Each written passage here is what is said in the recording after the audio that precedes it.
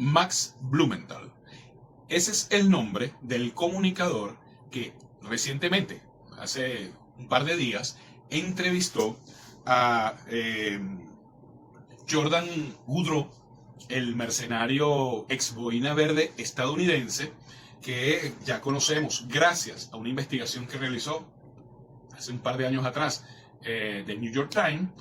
Fue quien fue contratado por Leopoldo López, Juan Guaidó, Toledo, JJ Rendón y todo este grupo de la extrema derecha, que hoy en día encabeza María Machado.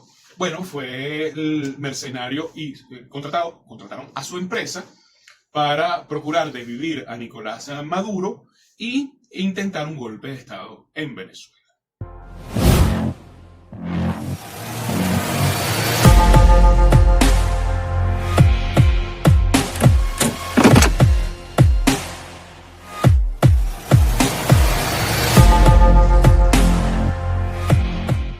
Epa, mi llave, feliz tarde, feliz lunes, feliz inicio de semana.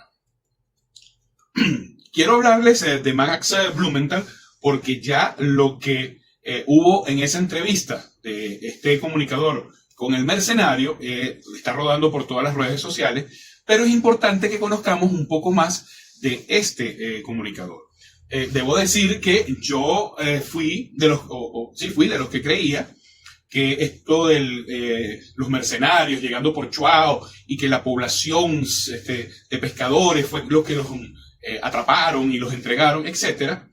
Yo todo esto pensé que era un pote de humo, una mentira del gobierno, hasta que sale en The New York Times. Y bueno, muchas veces lo he reiterado al punto que creo, no estoy diciendo que sea así, creo que cada vez que el capitán Diosdado Cabello dice en su programa de El Mazo Dando, bueno, tienen que esperar, cuando lo escuchen en The New York Times o The Washington Post, van a creer que es verdad.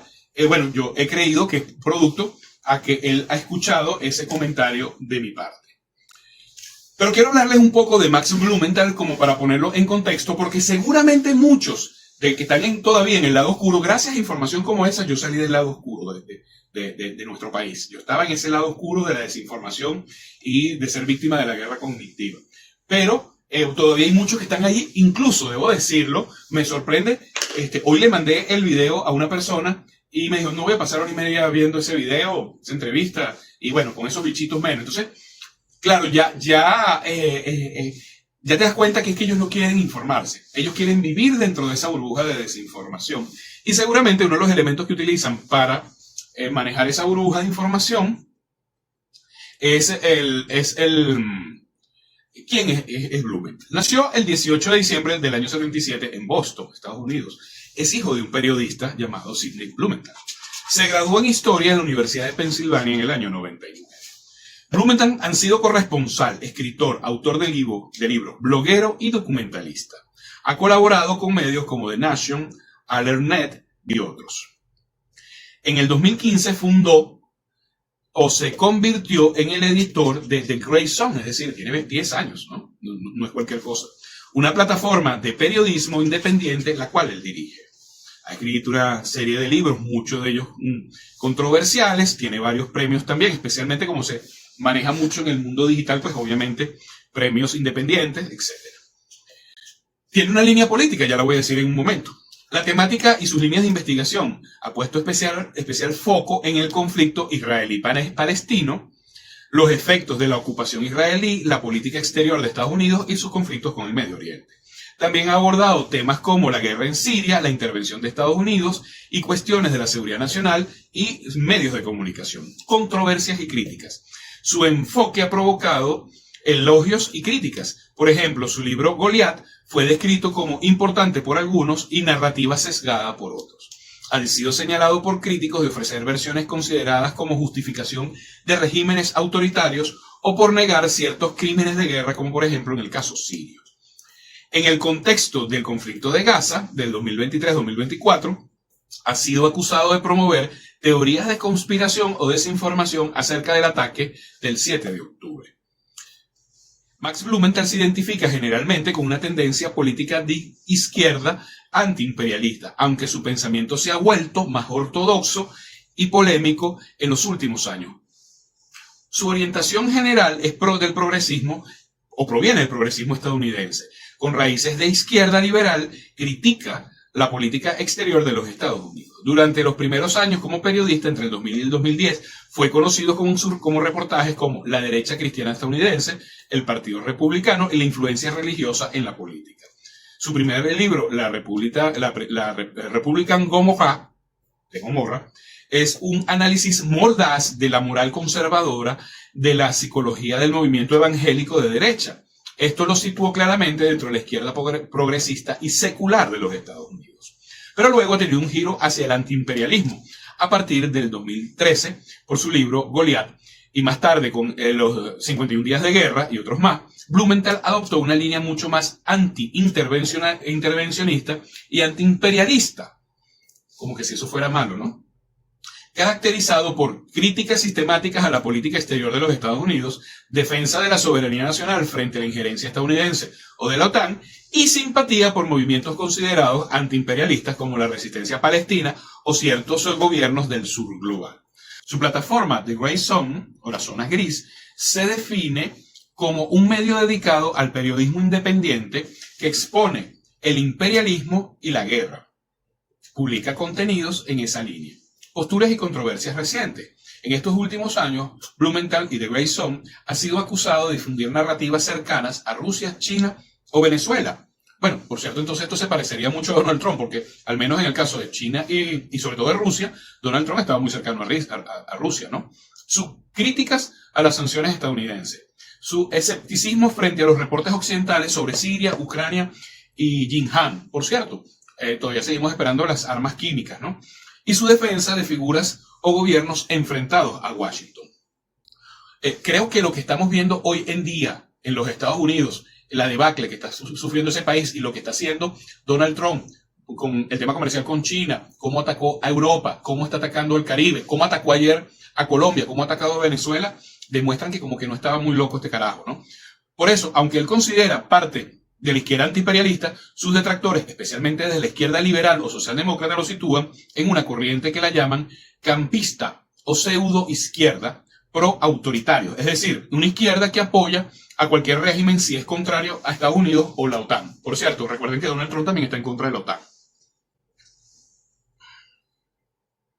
Entonces, en cuanto a la política interna de los Estados Unidos, se puede decir que es progresista, secular, crítico del conservadurismo y del establishment demócrata.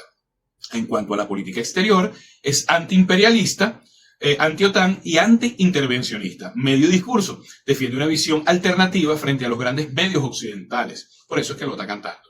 Críticas recibidas, acusado de relativizar crímenes de régimen autoritario y de difundir propaganda de estados rivales a los Estados Unidos. Por cierto, ¿y quién ataca los crímenes que ha cometido los Estados Unidos allá y los crímenes extrajudiciales y crímenes de guerra que está cometiendo en el Caribe? ¿Cómo es su postura con relación al chavismo?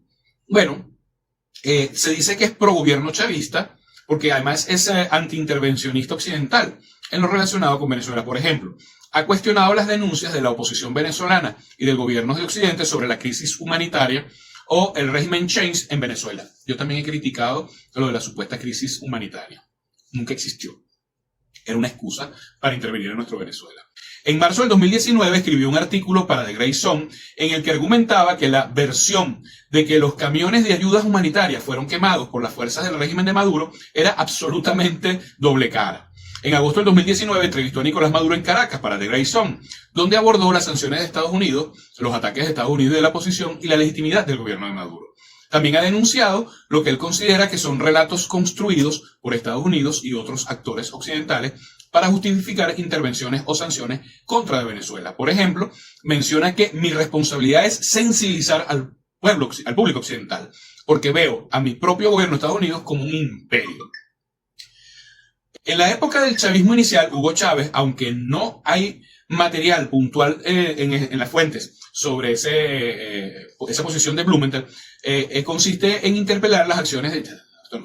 Ahora bien, mucho cuidado, porque a pesar de esta cercanía que se pudiera considerar con el chavismo y con Maduro, en algunas cosas lo ha criticado de manera importante. Lo interesante es que las posturas de Blumenthal han sido también publicadas por medios que no son nada afines a estas líneas, como por ejemplo The New York Times. Por ejemplo, en el 2010 hubo un artículo donde Blumenthal analiza un memo de la organización Canvas, que señala que una caída del sistema eléctrico podría usarse para desestabilizar al gobierno de Chávez. Aquí ya aparece su enfoque sobre la política de Estados Unidos como factor influyente.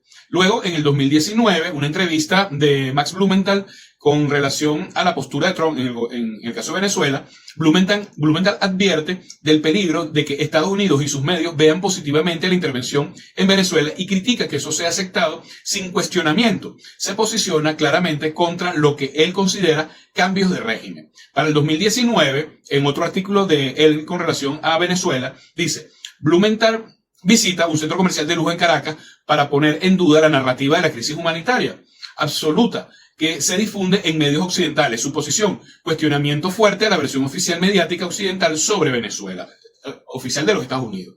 El 24 de febrero del 2019, Blumenthal afirma las acusaciones que son absurdas en cuanto a la evidencia que apuntan a que los camiones podrían haber sido incendiados por el gobierno en la frontera. En el agosto del 2019, en su discurso, Blumenthal se presenta como un periodista independiente que quiere romper el bloqueo de las políticas del gobierno de Estados Unidos hacia Venezuela. Marca claramente un apoyo al gobierno de Maduro frente a las denominadas intervenciones y asedio.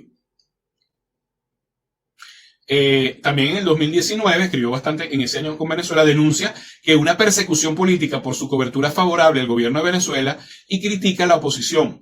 Los cargos fueron retirados en diciembre del 2019. Blumenthal es arrestado en Washington acusado de agresión relacionada con la ocupación de la embajada de Venezuela. Para que ustedes vean hasta dónde llegan estos grupos de fascistas.